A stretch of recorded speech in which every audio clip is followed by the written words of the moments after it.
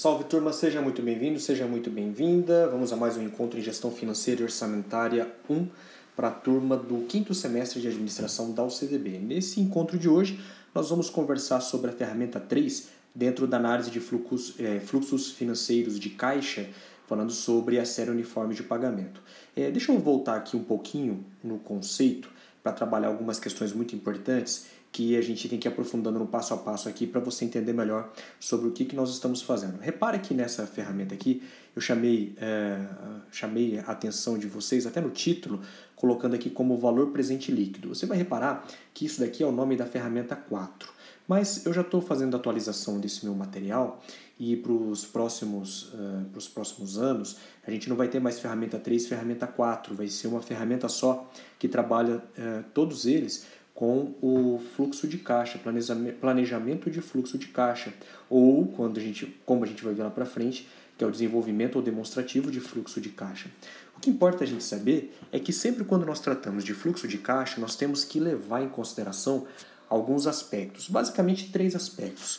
O primeiro deles é que nós temos que falar do aspecto tempo. O que significa isso? Que sempre nós vamos começar uma atividade de planejamento hoje. Significa o seguinte, olha, hoje eu vou começar a ver se vale a pena empreender. Hoje eu quero saber se vale a pena abrir um novo negócio. Hoje eu quero saber se lá no futuro uma determinada iniciativa vale ou não a pena. Então eu começo hoje e projeto minhas iniciativas até o infinito. Normalmente, além do tempo, eu preciso considerar um outro aspecto, então o tempo é o primeiro aspecto, eu preciso considerar o outro aspecto que são os fluxos de caixa. Fluxo de caixa é a entrada e saída de dinheiro que eu tenho ao longo de uma série histórica.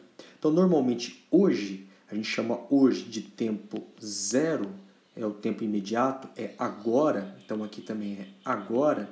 Hoje eu quero começar um empreendimento. Para começar um novo empreendimento, eu gasto dinheiro. Então veja que a seta aqui está para baixo. Significa que eu estou gastando dinheiro. Por exemplo, eu vou gastar, sei lá, 100 mil reais para comprar, equipar, reformar uma sala comercial para abrir o meu escritório de aconselhamento financeiro no futuro, quando eu me formar em administração. Ou a minha consultoria de gestão de patrimônios, gestão de recursos humanos, seja lá o que for. E aí, o que eu espero é o seguinte, então hoje eu gasto 100 mil reais, aí eu vou gastar no período 1, em janeiro do ano que vem, eu vou gastar mais um valor de, sei lá, estou chutando aqui, tá? Então 5 mil reais eu vou gastar com alvarás, compra de mais um equipamento, não sei o quê. Em fevereiro eu vou gastar com publicidade, 4 mil reais, sei lá. E a partir de março eu estou esperando entrar dinheiro. Uma hora entra mais, outra hora entra menos, outra hora eu tenho que pagar mais grana, enfim. Então repara que eu vou ter uma série, um conjunto de fluxos de caixa projetados no futuro. E repara que esse planejamento de fluxo de caixa é feito no futuro. Mas o futuro não quer dizer nada para mim. Eu preciso pegar cada um desses fluxos de caixa e transportar para a data de hoje. Então eu tenho que pegar esses fluxos de caixa, jogar para a data de hoje, cada um deles para a data de hoje, porque o que importa sempre é o presente. Então repara que nós falamos que o presente é o importante porque é hoje, é agora que nós tomamos a decisão se vale a pena ou não empreender. Então a gente não pode pagar para ver em finanças. A gente não pode começar a empreender para ver se vai dar certo, porque a chance de quebrar é muito grande. E para isso nós usamos o nosso terceiro elemento, que é o que a gente chama de taxa mínima de atratividade. A taxa mínima de atratividade, a TMA, é uma taxa que engloba pelo menos 3 outras taxas. Um retorno que eu desejo, o quanto que eu quero ganhar para remunerar um determinado negócio, a inflação, que é o quanto eu perco de dinheiro com o passar do tempo por conta dos efeitos da economia, e também uma taxa de risco, sendo que esse risco depois nós vamos ver que pode ser de 2 tipos. Não preciso decorar isso agora porque isso aqui é matéria lá do seu mercado de capitais, mas é bom você saber que existe. Um é chamado de beta, que é o risco sistêmico, aquele risco que não depende de um ativo, de uma ação, de um negócio, é o risco de toda a economia. E outro chamado de sigma, esse meu sigma está meio feio, né? Esse sigma, que é o risco próprio, é o risco não sistêmico, não sistemático, que depende exclusivamente daquele ramo de negócio. Bom, então esses 3, olha, o tempo associado ao fluxo de caixa, associada à taxa mínima de atratividade é que fazem o meu planejamento de fluxo de caixa. E planejamento de fluxo de caixa é o passo importante, relevante e essencial para que a gente possa fazer a nossa peça orçamentária. Então, só existe o orçamento se existir antes o planejamento de fluxo de caixa.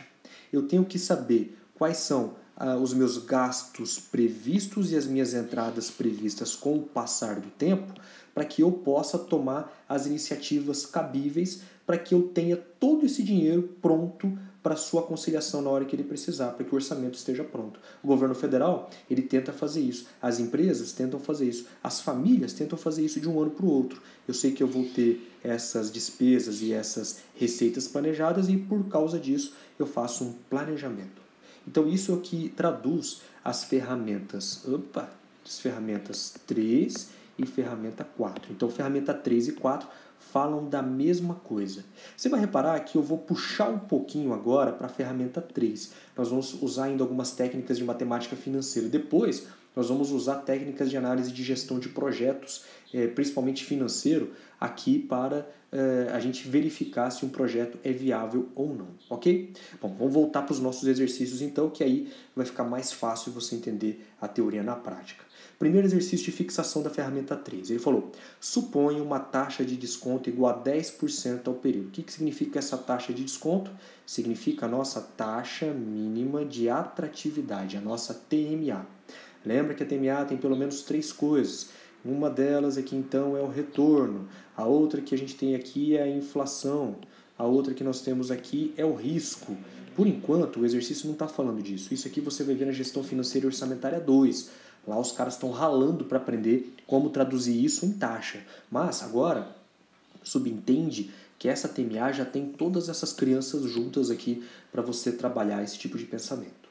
E aí, você logo vai entender que esses valores de R$ 1.200 têm valores totalmente diferentes. Eles têm um peso diferente dependendo de cada período que nós estivermos falando. Tudo bem? Bom, então vamos começar a resolver esse exercício. Temos 2 formas de resolver esse exercício. Vamos começar com a primeira forma, então vamos fazer aqui o jeito 1, que é o jeito mais tradicional usando as ferramentas de matemática financeira que você já domina. E depois nós vamos fazer o jeito 2, que é o que você vai precisar trabalhar com muito cuidado, porque ele é o que vai guiar a sua forma de aprendizado daqui para frente. Vamos começar com o mais fácil, que é o jeito 1. Lembra, quando a gente está fazendo com o jeito 1, nós precisamos identificar os fatores. Então, primeiro, nós temos o tempo, então aqui é o fator tempo. Nós temos o fluxo de caixa, reparamos que esse fluxo de caixa está constante, igual a R$ 1.200, não muda nada. Então isso é uma teclinha chamada de PMT, que nós temos na sua financeira, pagamento constante. E ele falou aqui da TMA, que é a nossa taxa. E ele quer saber qual é o valor presente. Eita, já veio uma rabisqueira danada aqui, mas é o valor presente que ele quer saber nesse exercício. O que nós temos que fazer então? Bom, primeira coisa, zera a calculadora financeira. Segunda coisa, vamos lançar esses valores, aí você pode brincar do jeito que você quiser, na ordem que você quiser. Eu prefiro começar aqui com o fluxo de caixa. Então, olha só, primeiro, como a gente está falando de fluxo de caixa e matemática financeira simples, coloca assim, R$ 1.200 PMT, ok? Por que não foi CHS? Porque o valor aqui é positivo. Como é positivo, eu não preciso apertar CHS. Por que eu coloquei 1.200? Porque 1.200 é o valor do fluxo de caixa que se repete durante toda a série histórica. Por que eu coloquei PMT? Porque PMT quer dizer que ele foi constante, ok? 1.200 PMT. Quantos períodos nós temos? Bom, o zero não conta, né? Eu tenho 1, 2, 3, 4, 5, 6 períodos. Então, 6 é o meu N e eu tenho uma taxa de 10%. 10I e eu quero saber o meu PV. Bom, deixa eu pegar minha calculadorazinha que está do lado aqui, 1.200 PMT, 6N, 10I, quero achar o PV, vai dar assim, ó, menos R$ 5.226,31 centavos aproximadamente, ok? Essa é a forma da gente descobrir o valor presente. O que esse jeito 1 diz pra gente? Esse jeito 1 não dá para fazer análise nenhuma. Ele é só fluxo de caixa. Ele só mostra para você que se sair o dinheiro do caixa, ele vai ter que entrar. É aquilo que a gente chama em contabilidade de princípio das partidas dobradas.